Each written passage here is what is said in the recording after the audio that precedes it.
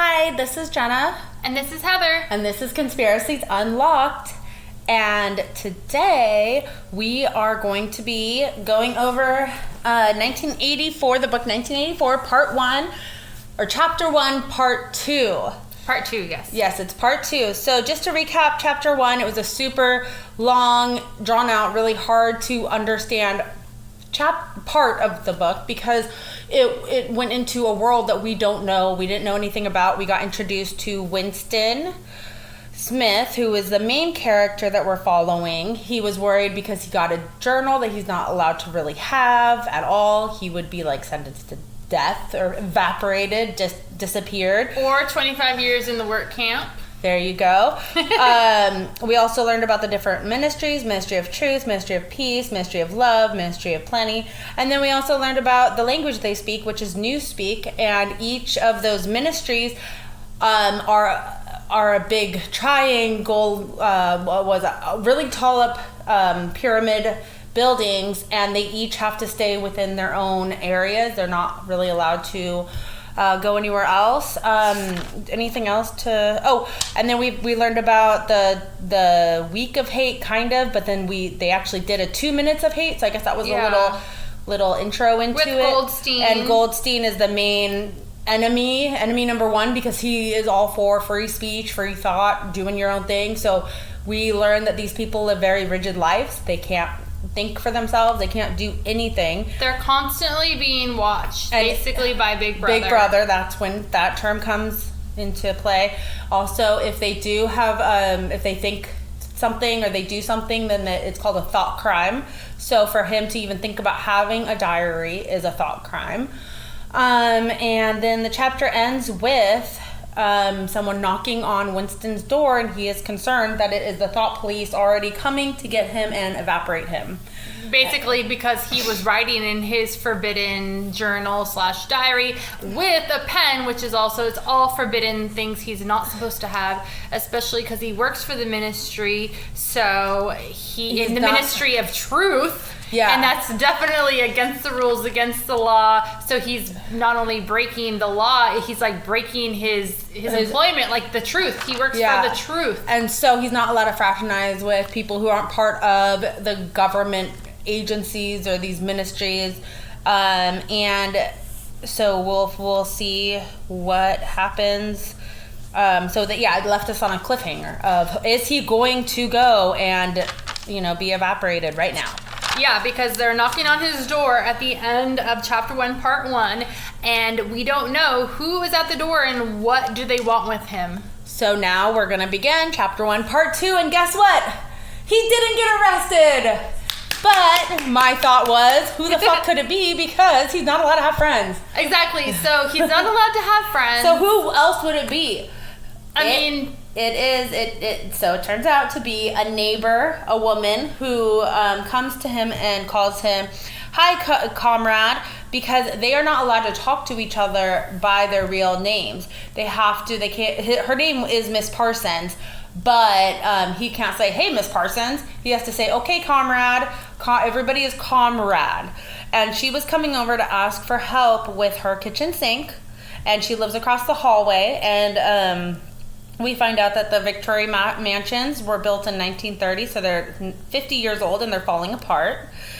And there's all this exercise equipment, which I thought that the kids were exercising or Miss Parsons or something, I'm not sure. And then I also noticed, what I wanted to go on, was that they had a bigger flat. An apartment. Oh, maybe because of the children? Yeah, so that's what I'm thinking, that he only needs like a little studio because it's just him. But since she is married and she has 2 kids, she gets the bigger apartment, and that's the ministry gave them what they need. You only get what you need. Oh, that makes sense. Yeah. I think it's very, right? It's very minimalist lifestyle, very rigid, very controlled. And yeah, if he is single, living alone, then they're only going to give him what he needs. And plus, another thing to add about these 1930 flats is they are called Victory Mansions, but they're very old flats, and at this point everyone's just falling apart. So you have to just put a picture in your head that, like, there's holes in the ceiling. When it rains, the water leaks through.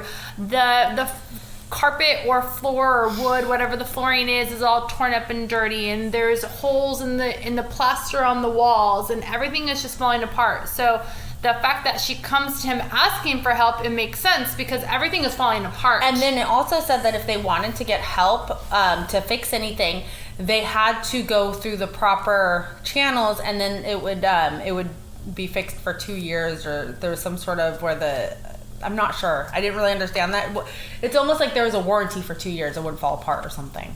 It was really weird that they had a time frame on like how long something would last for. Did you read that part? I don't remember reading that part. I'm sure that I did, but I just remember really getting like the impression of like these places are dumps. Yeah, they're just like really sadly falling apart. It's in ruins. It's and then like, I'm dumb, and I was like 1930. That was only like 20 years later, because when the book was made, like published, it was 1940. Oh, but this is 1984. But no, this is 1984. So I'm like, oh yeah, no, this is 50 years later. That makes more sense. And then the smell. Yeah, but the whole place smelled like boiled cabbage, even all the apartments. So what? I'm thinking because of the water damage, maybe, or maybe because that's one of the foods that they are able. That's part of their rations that they're able to have is a lot of cabbage. Oh, I didn't even think about that. In the UK, like my mom would always talk about cabbage soup and stuff. So it must be like a prevalent thing in like the UK, London. Maybe that's something that grows a lot of very easily, and maybe instead it's of lettuce for them to ration out to everybody. It's like you get 2 heads of cabbage or whatever. Yeah, exactly. That's what I'm thinking. So they did explain that Tom Parsons is Miss Parsons' husband, and that he was fat, but he was active and really stupid, and he worked at the Ministry of Truth, but in a subordinate position, because he was actually like kind of held back in like what would be high school. Or, you know, oh my gosh, I can't. It's okay. I know.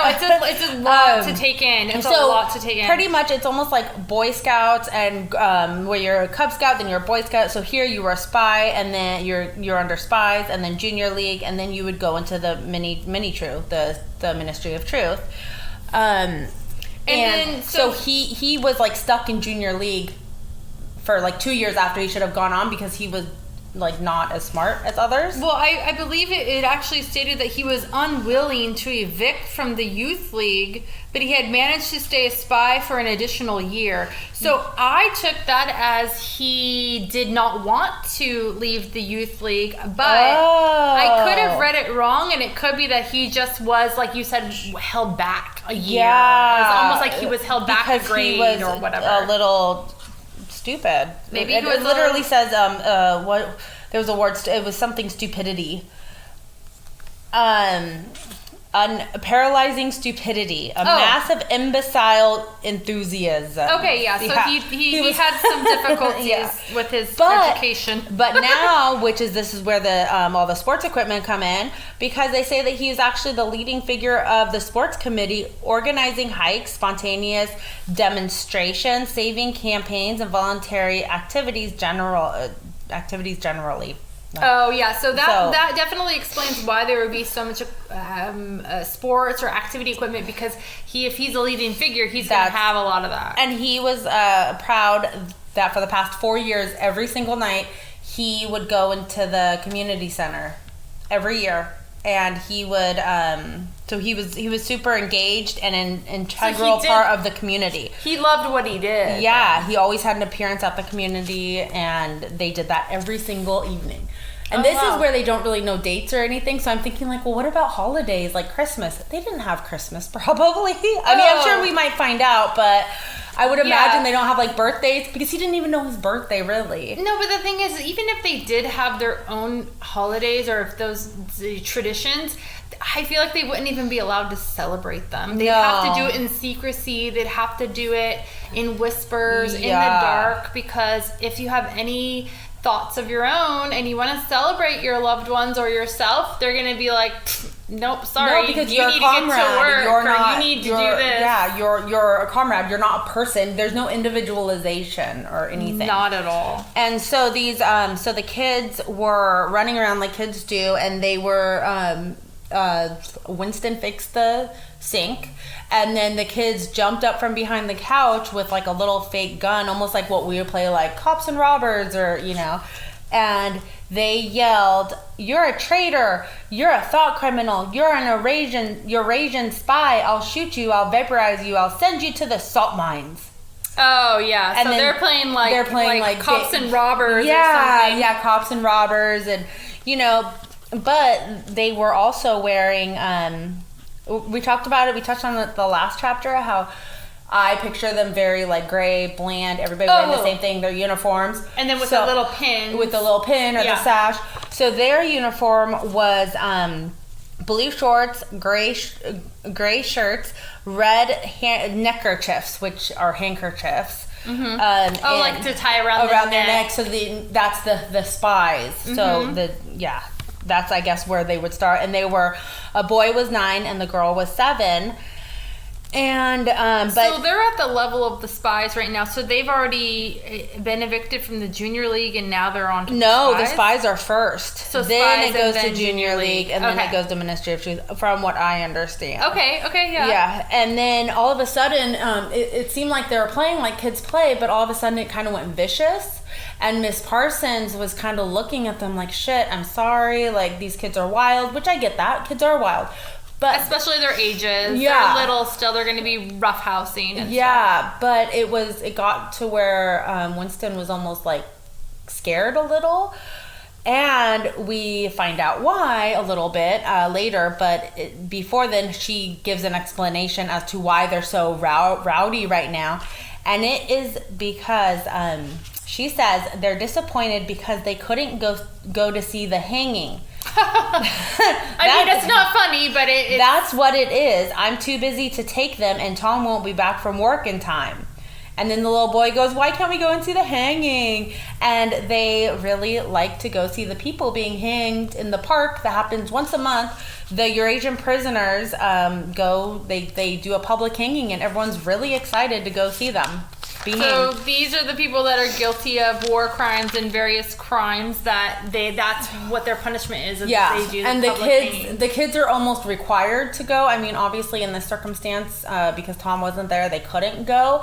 But I'm sure that it was something that they were expected to do, and they were excited. This is what they know, and it's normal to them. That's how they've grown up. Yeah, and kids are being trained to hate so early on that that the boy got almost like it sounded like a slingshot type thing, that's what I got shot too, yeah. Winston in the back and yelled Goldstein, because Goldstein is the number one enemy. And so it's like they're being brainwashed at such a young age to, when they're playing, they're like, "No, this is a bad person. Goldstein's bad." That's already like in their head. Well, it's probably because they have to watch the 2 minutes of hate with their parents when it's on the telescreen. So they're watching it. And then they're in the spies thing too. So whatever they do for school or wherever they go, that's what they are learning. And then Winston went on to say, "Gosh, the mom must be freaking terrified because in 2 years the kids will turn on her." Oh, that's right. Yeah. And they would be watching every move and looking for signs of unorthodoxy. And Winston was like, "Gosh, she has to be living in fear. No wonder she's looking at them like, sorry, I don't know what to do about them."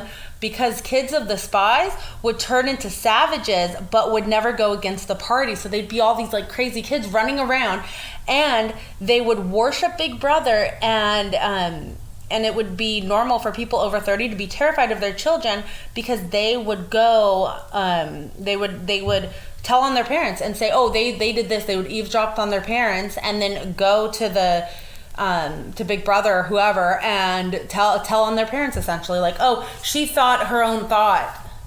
And obviously that wasn't allowed, but we have to think about how these kids were raised, obviously, and what they know. People Winston's age, they might not remember fully a time before how they're living now, before this totalitarian thing happened. But the kids, they definitely don't know anything else than this. They were born and bred into this hate. Yeah, that's all that they know. So that's why they are so indoctrined, I guess is the right word. They're just so into it. They will never rebel. No, and they just are so into Big Brother and all of it, and they will go to the ministry and tell on their own parents, which is scary as hell. I feel for the poor woman. Again, why have children at this stage in the world? I guess you have to keep the population going somehow. Maybe they were assigned or something to do it. I don't know. I wouldn't have kids in that. Anyways, okay, so then after that point, he goes back into his apartment. He's like, get me the fuck away from these asshole kids. Yeah, he's over it. Yep, and then the teleprompter comes up, the telescreen, and what happened?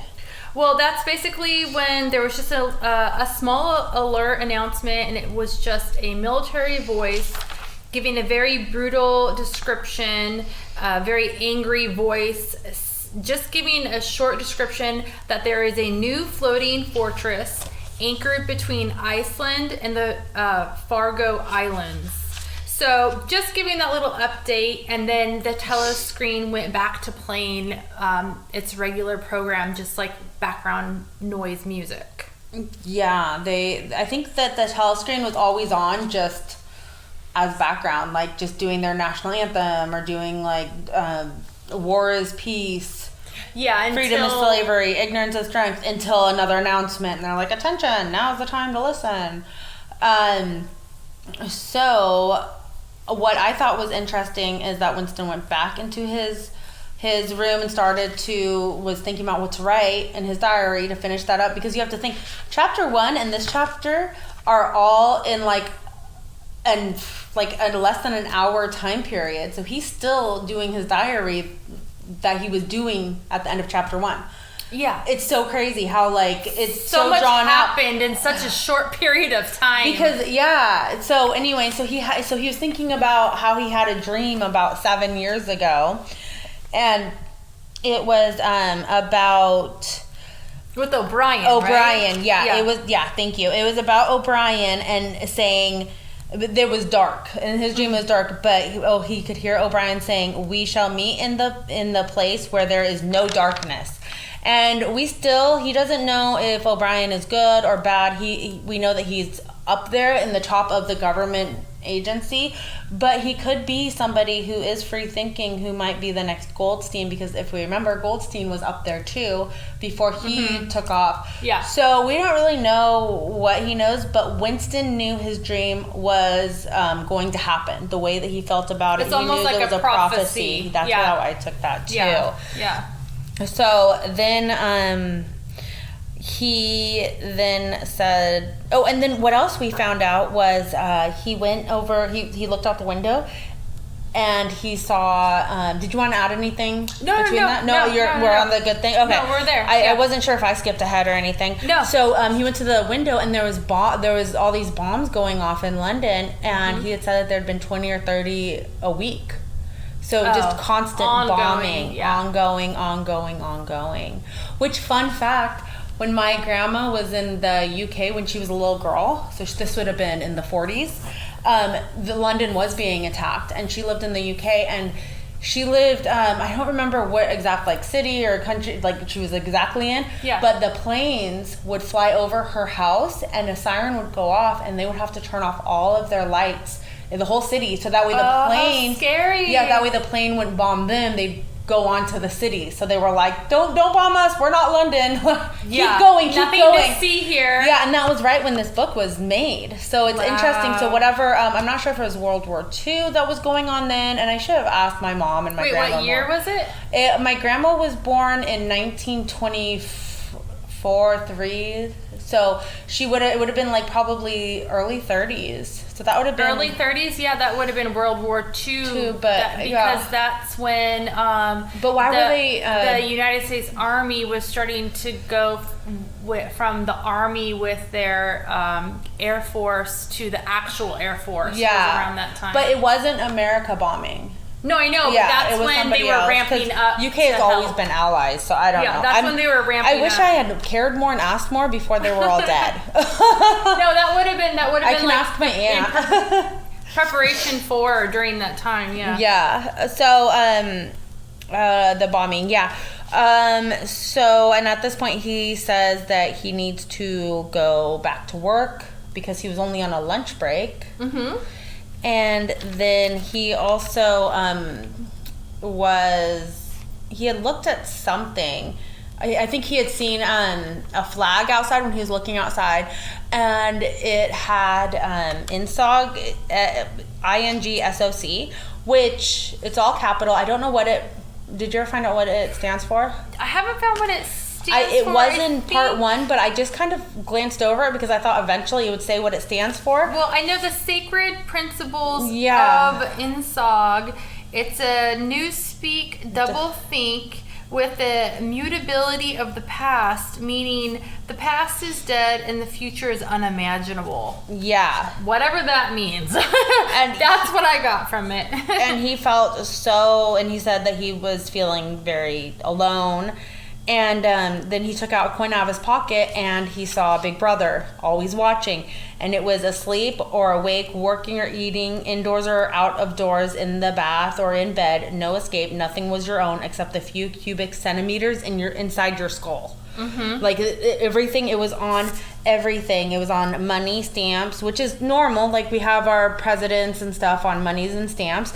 But it was also on books, cigarette packs. Everything had these eyes, just as a constant reminder. You're constantly being watched, even though it's not that the book is watching you or the coin. It's just a constant reminder. It's in your head all the time.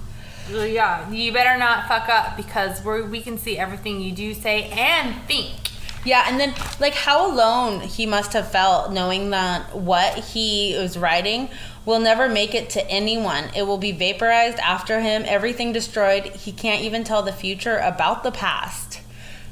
Like he can't do anything. There's no point. He doesn't even know himself. Because really. once he dies, everything about him will be erased. So the future will never know that he even existed. No, and we'll never know that there was a past before this bullshit future. You know what I'm saying? Yeah, it's a lot to think about, like the whole concept of it. And we can't forget the second telescreen announcement. Oh yeah, so that was the news flash that arrived from the Malabar front. Yeah, which we don't know what the Malabar forces are or front. Yeah, so the forces are in South India, and they won. They won the war. Well, they won that specific part of the war, that region, I guess you would say. And they were saying that in the announcement that the war will be ending soon, but we don't know when.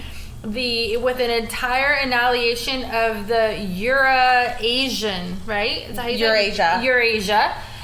The Eurasian army. Yeah, the Eurasian army. Uh-huh. And this also was going to affect the rations. The chocolate ration. Yeah, his chocolate. It was going to go from 30 grams to 20 grams, which this whole book is it's only a 10-gram difference, but when all you get it's a third of it. It's a third of your, Yeah, and then before that, he had, like, old stale bread, like black stale bread. This whole book, like, we don't know. We need, like, a dictionary for it.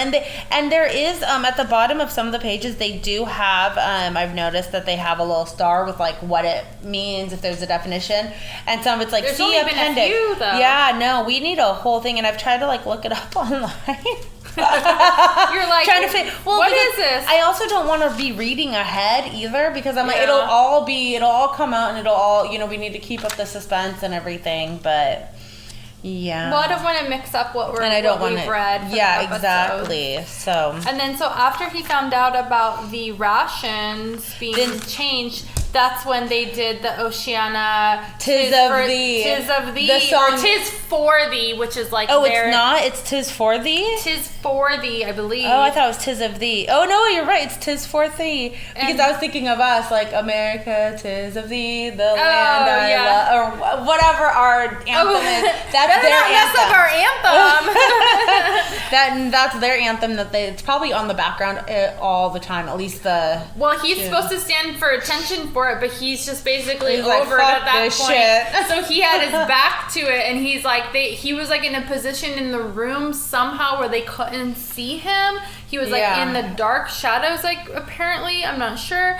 And he just didn't even he's not for the war, as you can tell. He's not for all this. He just found out about the annihilation of this entire army Who knows if he knows people in the army or not? We don't know yet. Yeah. And then now his rations are getting cut when he barely has any food anyway. He's got to worry about this neighbor's children that might rat him out for any little thing. Yeah. He's trying to write in his diary. And all this while he's on his lunch break. Yeah. Yep.